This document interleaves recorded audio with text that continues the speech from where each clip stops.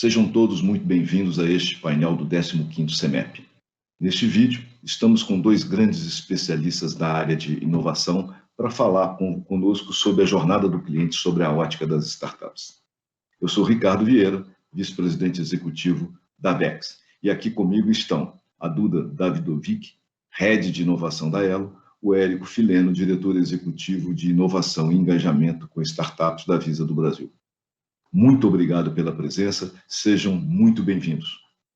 E para começar esse nosso bate-papo, esse nosso painel, colocar uma primeira pergunta, né? Começar pelas mulheres. Duda, quem trabalha com inovação precisa estar sempre olhando para as tendências e para o futuro, para entender como é que se soluciona problemas do presente. Como vocês enxergam a inovação no setor de meios de pagamento eletrônico? Legal, primeiro de tudo, grande prazer estar com vocês dois aqui. Falar de inovação sempre é muito importante e muito bom, principalmente para esse momento que a gente está vivendo agora. Na Elo é a nossa pauta, grande pauta também que a gente traz aqui para o mercado para discussão, bastante. Respondendo a sua pergunta, Ricardo, acho que inovação é rotina, né, hoje em dia. Acho que inovação deixou de ser uma coisa que acontece de vez em quando em algumas empresas e algumas indústrias e passou a ser um pouco de status quo de tudo que a gente vive. Quando a gente fala de pagamentos, a gente precisa dar um passo um pouco antes e olhar todas as mudanças que estão acontecendo. Então, a gente tem um regulador hoje super inovador, a gente tem a chegada do Pix, do Open Banking, mas ao mesmo tempo a gente tem um marco das startups, fintech surgindo, empresas de tech olhando também para pagamentos, ou seja, todo mundo entendendo que esse last mile, que foi pagamento sempre em muitos momentos da jornada, se tornou um ponto de extrema inovação que a gente pode trazer muito valor para o nosso cliente. E eu acho que, mais que isso, quando a gente fala de administrar, gerir os recursos financeiros, a gente vê aí players, indústrias do mercado, varejo, techs, que eu já falei, wallets, trazendo muito, com o advento também do Open Banking, a oportunidade de trazer novas experiências, de trazer muito valor para esse cliente. Então, é um momento mágico. A inovação se encontra nesse momento mágico, né? E o cliente, na verdade, que vai chegar lá no final e vai gerir e falar quais são as regras, como ele vai querer usar seus recursos, como é que ele vai querer ser incluído muitas vezes financeiramente, como é que ele vai querer que a experiência dele seja. Acho que quando a gente olha para ela, inovação, né, a gente é uma bandeira com mais de 140 milhões de cartões aí emitidos, mais de 30 emissores, entre bancos, varejistas, mas a gente também é uma empresa de alta tecnologia. Então, a gente vê com muitos bons olhos a inovação, como uma oportunidade também a gente trazer soluções como inteligência de dados, segurança, antifraude, e várias outras soluções de tecnologia para os desafios que esse mercado, né, em ebulição, já tem e vai começar a ter com a evolução de novas plataformas. E aí a gente vê também que é exatamente essa capacidade de olhar para o futuro, Ricardo, que abre uma grande possibilidade da gente trabalhar com startups, da gente olhar as tecnologias emergentes que estão acontecendo, estão se desdobrando no mercado e trazer isso para dentro de casa em formato de parcerias, de investimentos, de provas de conceito. E a gente tem olhado isso com muito cuidado, como a construção do futuro sendo parte não só como uma estratégia de uma empresa só, mas também com uma oportunidade da gente ir ao mercado, olhar as startups, olhar esses parceiros e trazer eles aqui para dentro da Elo para ajudarem a gente a construir esse futuro de pagamentos, mas também de outras tecnologias que estão surgindo e que ainda vão surgir bastante. Olha, se eu puder contribuir aqui também com essa pergunta, Ricardo, primeiramente também agradecer aqui o convite de fazer parte desse painel bastante rico aqui, junto com a Duda, junto com toda a equipe ABEX. Aqui na Visa, a gente olha para a inovação sempre através de um olhar mais humano, Tá? Então, por isso, a gente procura sempre olhar para a nossa história que foi desenvolvida através, né, de várias pessoas, olhando para resolver problemas do dia a dia, mas olhando para o futuro. A gente procura sempre, através das ciências sociais, ciências humanas, da antropologia, olhar para a cultura, né? Então, continuamente, a gente realiza estudos sobre futuro, inclusive o Centro de Inovação, o qual eu represento aqui no Brasil, a gente conduz workshops de design especulativo, estudo de Future Foresight para clientes e parceiros. Então, olhando aqui para algumas tendências, né, complementando o que a Duda já trouxe, né, do cenário aqui brasileiro, onde a gente está rapidamente, né, criando novos mercados, né, fazendo esse movimento disruptivo, a gente procura olhar aqui para 3 pilares, né, ou seja, de pessoa, né, de pagamentos e tecnologia, né? Então, algumas tendências que a gente acaba olhando aqui, né, nessas 3 verticais aqui, passa exatamente por pensar exatamente a questão da identidade, né, a busca de significado que as pessoas, né, estão procurando no seu dia a dia, olhando exatamente para estratégias conectadas, né, que acompanham a jornada do consumidor durante todo o dia, no seu dia a dia, olhando também, inclusive, para o seu bem-estar, né? Ou seja, nesse último ano trágico que o mundo vem passando, né, a gente rapidamente fez esse movimento de olhar, trazendo novas soluções, novos serviços que facilitem, né, e que procurem amenizar a vida, por exemplo, do pequeno empreendedor, das pessoas que estão recebendo, né, seus auxílios de governo.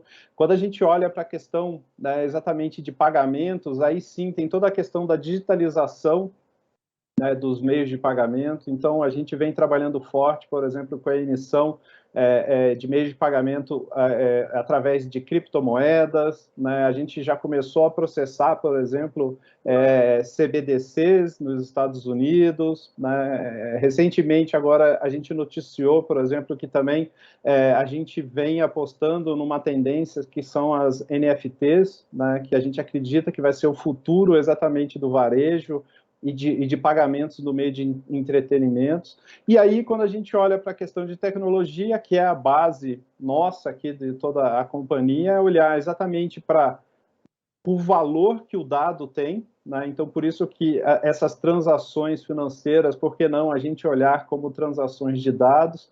E aí traz toda a questão de segurança, né? A parte de onde isso vai ser depositado, como que vai ser a velocidade dessas transações e as tecnologias adjacentes, né, como inteligência artificial, internet das coisas e principalmente biometria, né? Então, a gente olha para esse futuro um pouco mais aberto, né, olhando para essas 3 verticais, mas sempre através desse olhar mais humano, através de entendimento das culturas, que envolve, né, basicamente os 200 países onde a Visa está presente. Érico, continuando com você, sob o ponto de vista do consumidor, né? O que chegou o que mudou, perdão, com a chegada das fintechs, com essa diversidade de novos modelos de negócio na indústria de meios de pagamento? Olha, boa pergunta, né? O interessante é que eu procuro sempre brincar, né, que a Visa foi a primeira fintech, né, do mundo, né? Eu sempre brinco assim internamente, né, porque como foi pensar, né, um novo mercado, isso há mais de 60 anos atrás. A gente olha as fintechs, né, como parceiras, né, no desenvolvimento de novas soluções, no desenvolvimento de novos serviços para o mercado. O que a gente olha, né, quando a gente está exatamente nessa tratativa com startups e fintechs, é olhar exatamente qual é a resolução desse problema que, em conjunto, nós iremos trabalhar. Então, é olhar para novas experiências, né? O consumidor tem buscado experiências mais fluidas e conectadas no seu dia a dia, né? Como a própria Duda já citou, né? A questão do Open Bank é uma realidade já no nosso país, e isso vem para acelerar, né? E aí, quando a gente olha pelo olhar exatamente do nosso cliente, é a gente possibilitar um poder de escolha, né? Ou seja, qual é o meio de pagamento, ele quer utilizar um pagamento físico, um eletrônico, através do celular, através do seu relógio, através do seu carro, da sua geladeira, da sua TV, não importa. Nós, né, teremos exatamente essa responsabilidade e as fintechs vêm para contribuir porque elas têm essa capilaridade, né, e aí a gente acaba trabalhando em conjunto nesse formato mais colaborativo. Então, o grande diferencial aqui que a gente precisa olhar é como que a gente consegue criar uma jornada de serviço, né, com uma boa experiência. Então, quando a gente olha aqui para o nosso passado recente, né, de como a gente vem trabalhando com startups e fintechs dentro da Visa, a gente lançou um programa de aceleração já desde 2016, né, por onde já passaram já 70 startups.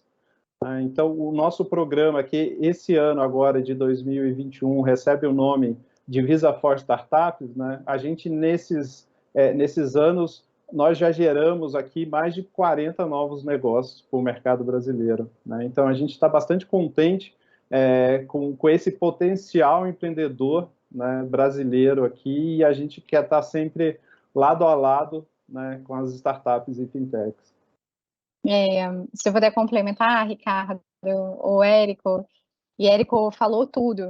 Quando a gente fala do ponto de vista do consumidor, uau, quanta oportunidade a gente cria com o surgimento de fintechs, né? Quantas dores que talvez não fossem atendidas, ou até mesmo quantas oportunidades para melhorar a vida desse cliente são criadas, porque existem empreendedores que muitas vezes viveram ali na pele essa dor, esses desafios, e conseguem ali entender e trazer, muito unida à tecnologia, soluções que vão ali facilitar a vida do brasileiro, né? A gente quer sempre um Brasil que cresça, um Brasil que prospere, e a gente sabe que a gente precisa do empreendedorismo para a gente conseguir seguir adiante, é muito importante. E, assim, eu acho que é também um momento em que as grandes empresas, né, que se tornaram muito grandes por serem muito inovadoras também, ganham aliados de peso, que são essas fintechs. Então, aqui na Elo, a gente também tem um programa de inovação aberto já há um pouquinho mais de 3 anos, onde o nosso programa, ele sempre nos ajudou a conseguir conectar os nossos desafios do nosso dia a dia, que estão conectados ali ao nosso, muitas vezes, core de bandeira, conectado aos nossos times, e a gente sabe que para a gente conseguir acelerar o desenvolvimento de novos negócios, essas fintechs, essas startups, elas são, de fato, uma forma muito interessante do ponto de vista do cliente para a gente conseguir trazer essas soluções, mas, ao mesmo tempo, elas ajudam a gente a olhar para o futuro, para olhar para não só tecnologias emergentes, mas quem seremos, né? Nós, daqui a 5, 10 anos, quais são as jornadas de compra, quais serão as nossas necessidades, né? E esses empreendedores, eles são também muito importantes nessa construção. Eu acho que também é legal colocar que é uma faca de 2 gumes, né? Eu acho que, do outro lado, nós aqui como grandes empresas temos muito a oferecer. Temos uma super expertise no que fazemos e fazemos muito bem. Temos aqui conexão com o mercado e um potencial, muitas vezes, de testar em escala soluções que muitas vezes as startups sozinhas não conseguiriam fazer, o que torna tudo mais interessante para todo mundo. Então, a gente acredita muito aqui também que para a gente, no final do dia, fazer o nosso trabalho bem feito, conectar com o mercado, conectar com esse ecossistema é muito importante. A gente tem feito isso aí, foram mais já de 300 startups que a gente analisou, algumas startups que a gente tem trabalhado e que tem, de fato, aí mudado muita coisa de ponta cabeça, e essa trajetória é sempre muito interessante. O Duda, ainda com você, nessa perspectiva de inovação, né, quais são hoje as principais demandas do consumidor e o que o setor está fazendo para propiciar uma melhor experiência ao usuário? Legal. Acho que o Érico já trouxe algumas muito importantes, como experiências mais fluidas, mais conectadas com o contexto. Vou tentar trazer mais algumas aqui, mas que no final estão conectadas com um cliente que está muito exigente e com muita razão. Acho que a primeira delas é o pagamento, ele precisa ser invisível. Ele durante muito tempo foi um pedaço, e é ainda um pedaço muito importante da jornada de conclusão de compra. Mas ele é cada vez mais um pedaço que a gente quer enxergar menos, porque a gente quer ter uma jornada que cada vez mais seja automatizada, contextualizada, e que ela precisa ter muitas outras coisas muito mais interessantes do que efetivamente eu digitar ali no meu cartão, né?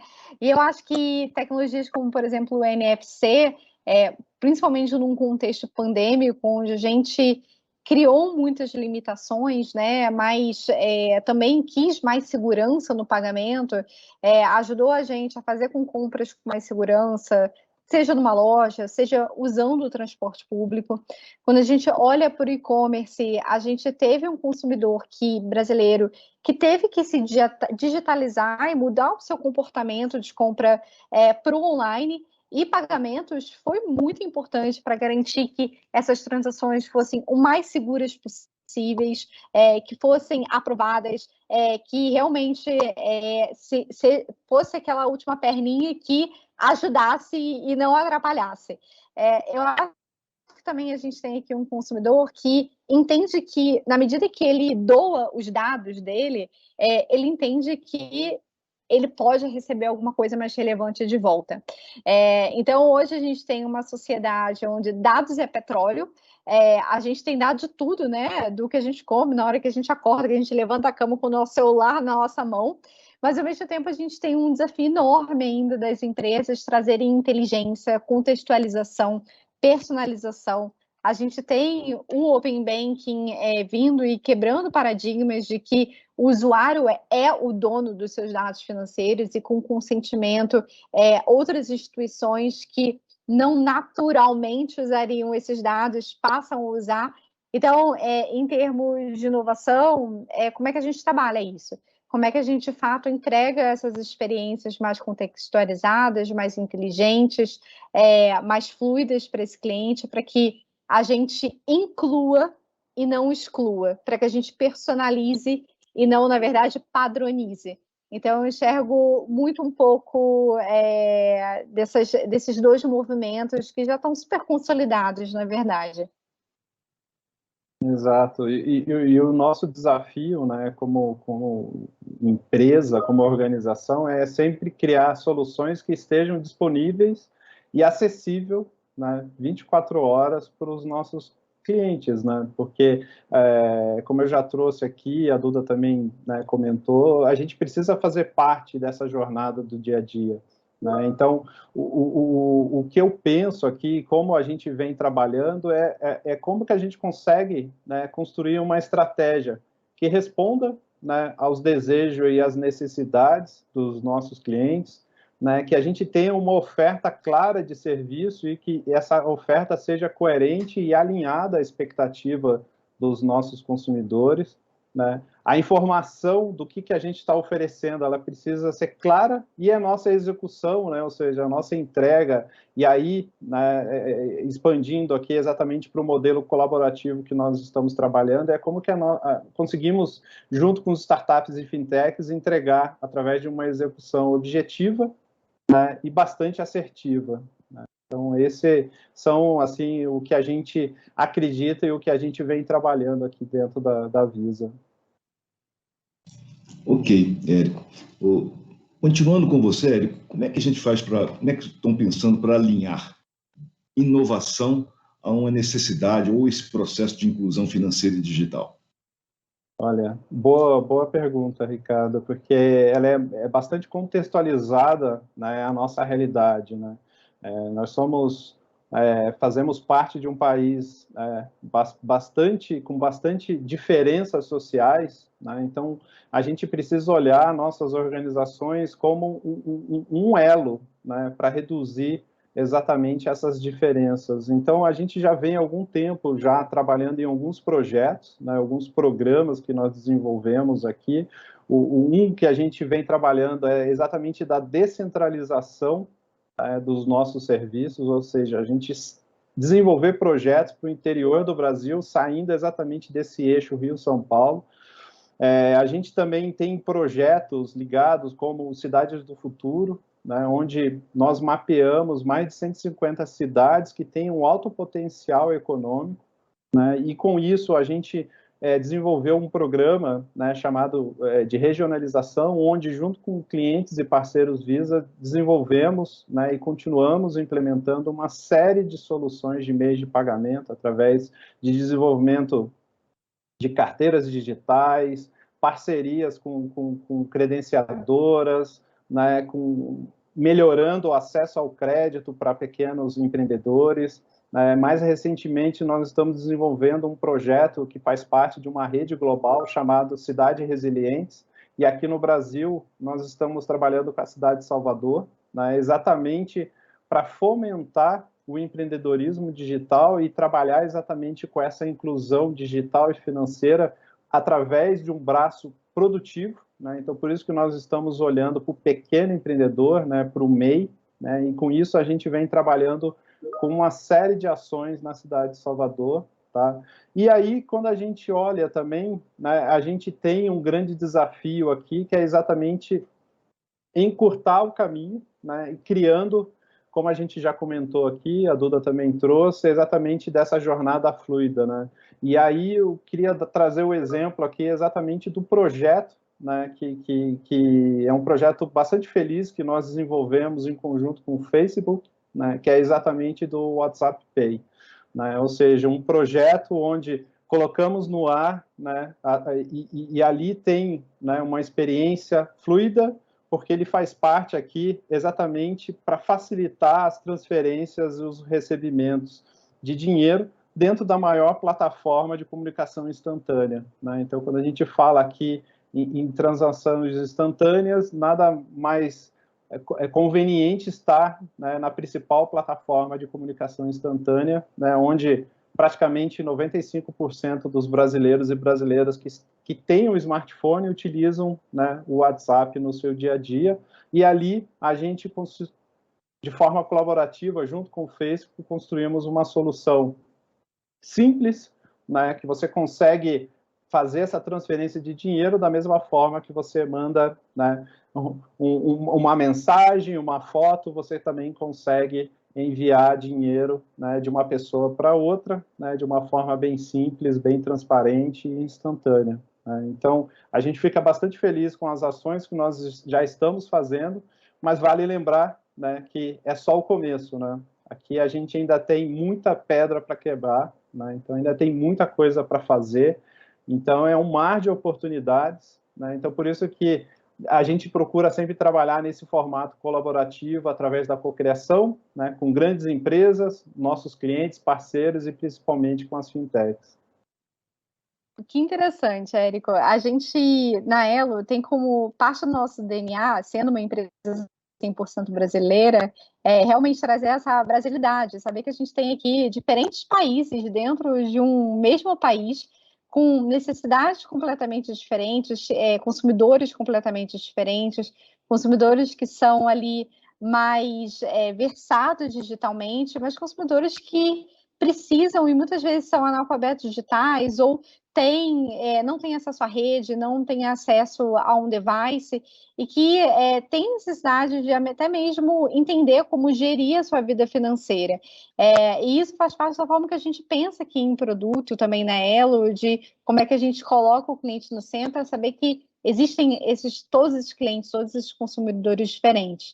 A gente tem muito orgulho aqui de um projeto de inclusão financeira, né, onde a gente teve o pagamento do auxílio emergencial, que foi feito via o Caixa Tem, e fomos a solução de tecnologia lá de débito virtual e de Hub QR Code, que facilitou que milhares, milhões de brasileiros pudessem realizar seus pagamentos, movimentar seus fundos, e a gente acabou aprendendo muito também sobre esse consumidor, sobre as suas necessidades. A gente traz isso muito para o nosso dia a dia, com pesquisa, com cocriação com parceiros. A gente acabou de fazer uma pesquisa sobre o hábito dos compradores no e-commerce, e surgiu tanta coisa bacana que a gente vai, com certeza, usar para desenhar os nossos produtos e serviços. Então, acaba que nós, como empresas, né, que temos esse impacto na sociedade, essa possibilidade de impacto, a gente tem que usar essas ferramentas de entendimento para conseguir construir cada vez mais produtos inovadores. Aqui na Elo, além do programa com startups, a gente tem uma das ferramentas que a gente usa bastante, são hackathons, onde a gente vai a comunidades de empreendedores, como, por exemplo, a gente já fez lá na CAT, que é um centro de inovação em Florianópolis, no Porto Digital, em Recife, em São Carlos, via o Novo Lab, e agora, mais recentemente, de uma maneira online para o Brasil inteiro, e traz os nossos desafios do dia a dia, para que essa comunidade, que tem ali outras perspectivas diferentes de nós, e que estamos sentados na bandeira, fazendo as coisas com excelência, mas respirando um oxigênio novo com essas ideias inovadoras que esses empreendedores trazem. Então, trazer novas perspectivas também para ajudar a gente a construir e a evoluir e a trazer esses diferentes pontos de vista do consumidor, tem sido muito importante para a nossa construção aqui e que faz que a gente seja uma empresa que, de fato, coloca essa brasilidade na prática e traz o brasileiro aqui para o centro da equação toda.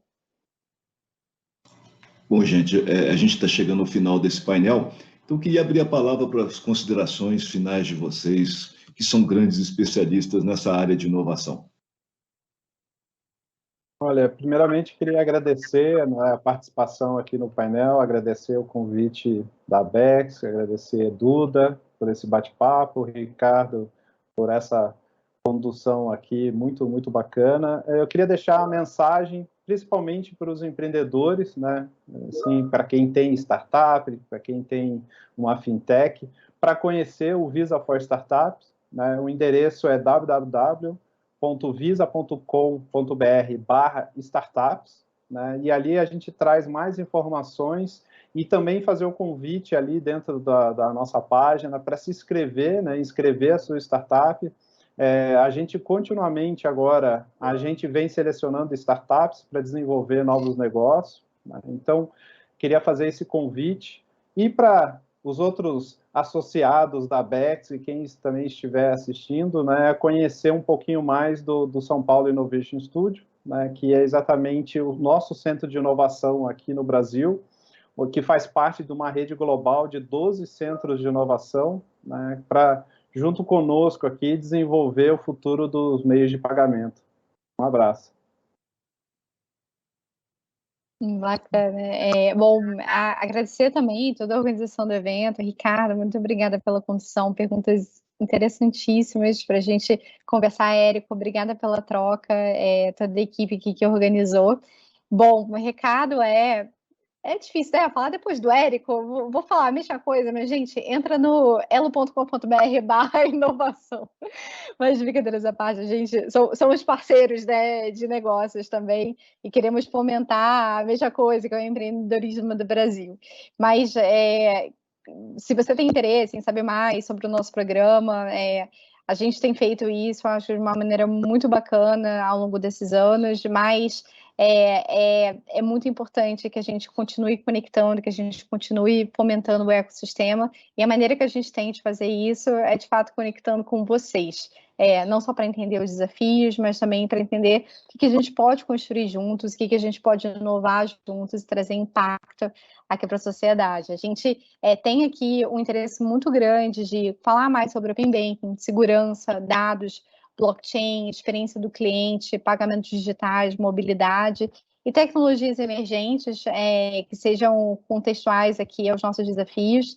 Então, se conecte com a gente lá, vai ser um prazer e muito importante para a gente conectar com vocês do ecossistema. E obrigada novamente. Duda, Érico, vocês são craques, então o painel para mim é espetacular. Muitíssimo obrigado pelas contribuições, a todos muito obrigado pela audiência e até o próximo vídeo.